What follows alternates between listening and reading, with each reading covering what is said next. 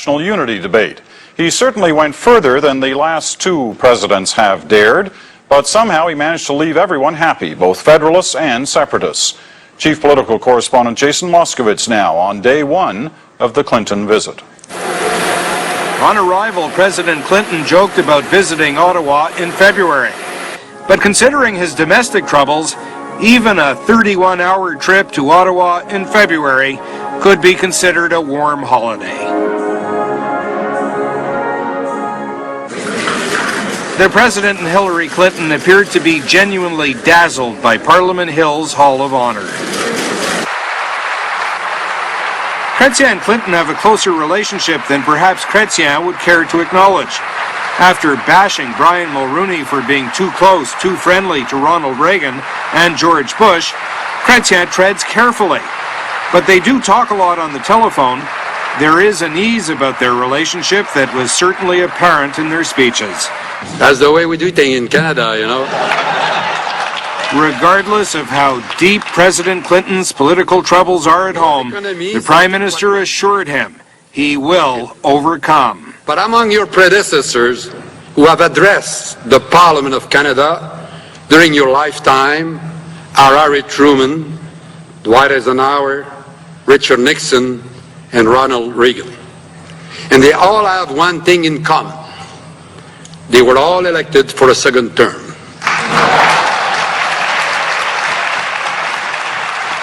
After his health care failure, after so much continued trouble with his efforts at gun control and law and order, President Clinton sounded envious as he talked of Canada's successes. In your efforts to provide health care to all your citizens, to treat your senior citizens with the dignity and respect they deserve, to take on tough issues like the move afoot to outlaw automatic weapons designed for killing and not hunting.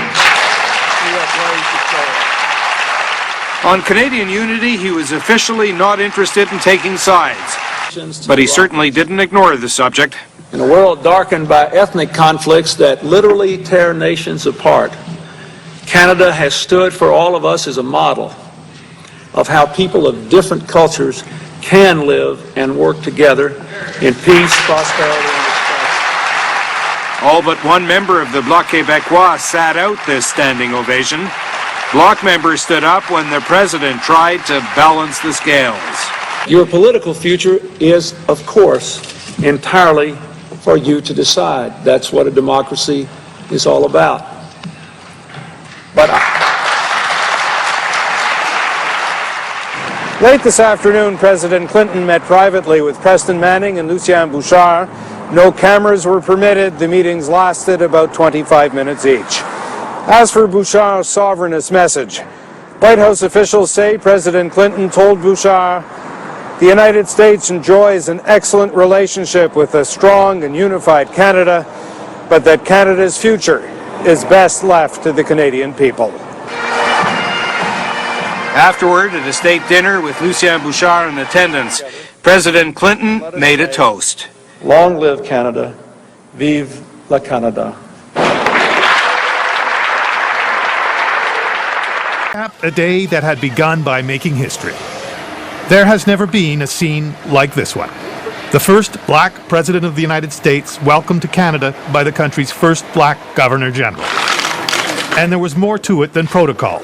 After this photo op, the president and the governor general chatted privately for 20 minutes. On Parliament Hill, a couple of thousand braved the cold and slush, believing they'd be lucky to catch a glimpse. But when he arrived, he gave more than that. To business. The purpose of the trip was that Stephen Harper and Barack Obama have some time to get to know each other and discuss whether they shared an agenda and some objectives. A private meeting between the two of them alone, slated to last 10 minutes, went half an hour instead. There was the tiniest slip when Obama introduced himself to the waiting reporters. Well, it is a great pleasure to be here in Ottawa. But the mission statement rolled off the tongue smoothly. I came to Canada on my first trip as president to underscore the closeness and importance of the relationship between our two nations. Prime Minister Harper summed up their discussions, including the announcement of a new joint initiative that will further cross-border cooperation on environmental protection and energy security. At the first question, Obama revealed a sensitivity to Harper's political realities. The question was actually addressed to Harper, and it was about the timetable for withdrawing troops from Afghanistan. Are you reconsidering the 2011 deadline for troop withdrawal? Obama saw there was a question behind the question. Did he press Harper to extend the mission? I certainly did not press the Prime Minister on any additional commitments beyond the ones that have already been made. All I did was to compliment Canada. There are few opportunities for Harper to speak directly to the U.S. through their media, but this was one. So on the question of border security, he spoke forcefully. The U.S. is wrong if it thinks Canada doesn't take that issue seriously. Threats to the United States are threats to Canada. There is no such thing as a threat to the national security of the United States which does not represent a direct threat to this country. The wrap-up question. What do you think the Canada-U.S. relationship will look like in 4 years? And final thoughts. Question first. I expect that 4 years from now, the U.S.-Canadian relationship will be even stronger than it is today. I love this country, and